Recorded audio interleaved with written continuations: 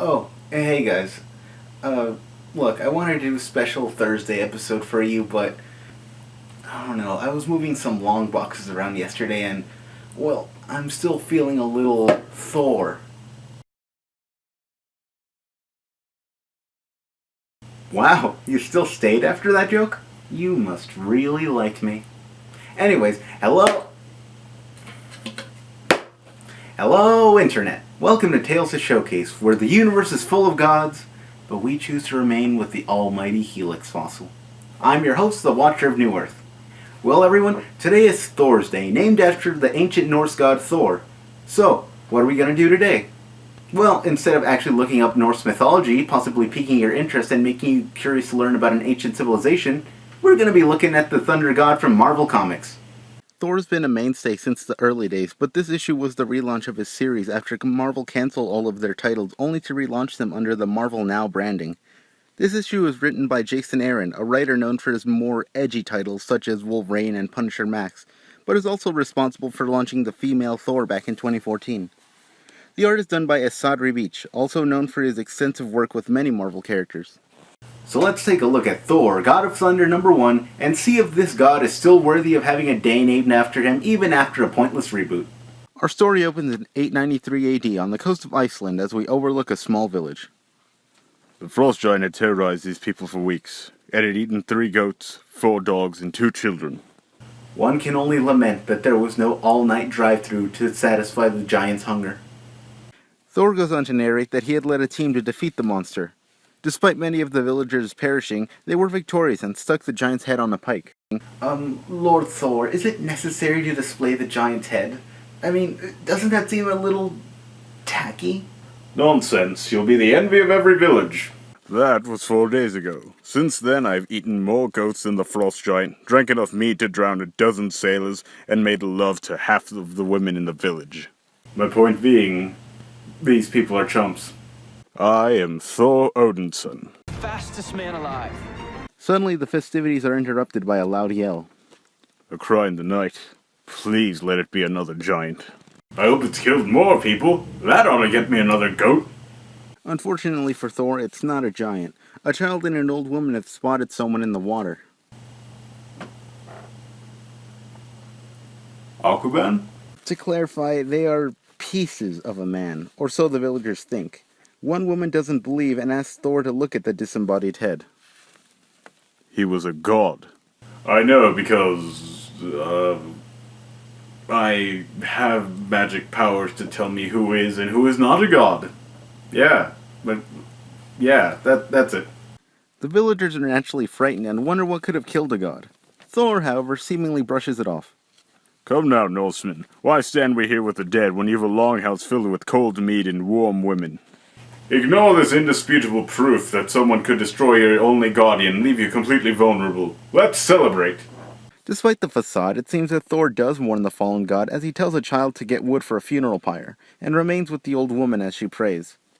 Fast forward to the present day, and we reach the planet Indigar, which is dying from a massive drought. A little girl praises Thor for help, and to her shock... Thunder. Shock. I'm punny. Anyways, to her shock, Thor actually shows up and does indeed help.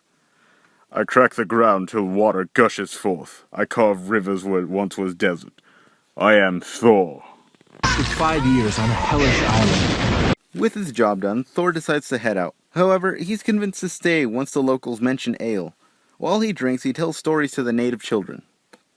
So, there I was, riding a chariot pulled by flying goats with 300 angry storm giants in pursuit, and me laughing all the while. Well, Thor's drunk. Way to keep it classy in front of the kids. After the festivities, Thor asks one of the elders why the girl did not ask for help from her own gods. The elder answers that Indigar has no gods, which bewilders Thor as he claims to have never been to a world without gods. Really? I mean, granted, I only have limited knowledge of the Marvel Cosmic Universe, but there's a lot of worlds out there. I'm willing to bet there's 1 or 2 that don't have gods. Why does this surprise you so much? It's possible. But it seems like I'm not the only one who doesn't buy it, as the old man does confess that there were stories about gods, but he had dismissed them as children's stories, just like the ones Thor had told, which naturally kind of ticks Thor off. There was a time when I might have killed you for an insult such as that. Yes, there was a time when I might have killed you for an insult such as this. But now, since I've grown and matured, I'll only break your arm. Not being able to believe it, Thor sets out in an attempt to find the missing gods. And he actually does. Or at least he finds a city that used to house them. So, every world has gods then, huh? What must it have been like when the universe was created? Your world gets gods! Your world gets gods! Your worlds get gods! Every world gets gods! Thor explores the city, but it seems like the Elder was right as there are no gods in sight. Just as he is about to give up, Thor notices one last building. However, this one is chained up. No other door in the city bore chains. I realize why this one does as soon as the smell hits me. They were storing all these pastries and didn't want to share. Actually, as most of you have probably figured out, Thor has stumbled upon the corpses of the gods of Indagar. Thor studies the bodies and deduces that this was the work of one, as opposed to an army or a beast. He also recognizes the expression on their faces, and knows that only one being can cause that level of fear in a god. It's the Stay Puft Marshmallow Man. But the chains that Thor broke at the entrance have transformed and attack him as... Zool? Well, great. 2 Ghostbusters references in a row, and now I really need a Thor Ghostbusters crossover. Oh, you think you're funny, huh? Ha ha ha. As Thor fights the beast, he exposits that this is simply the killer's guard dog, and the one that is truly responsible is Gore, the god butcher. He says Gore, but that's extremely close to Gozer, so Ghostbusters Thor confirmed? We flash forward many millennia from now to the ruins of Asgard as we see an old Thor who looks remarkably like Odin. Thor reveals that he is the last god in Asgard and is surrounded by enemies.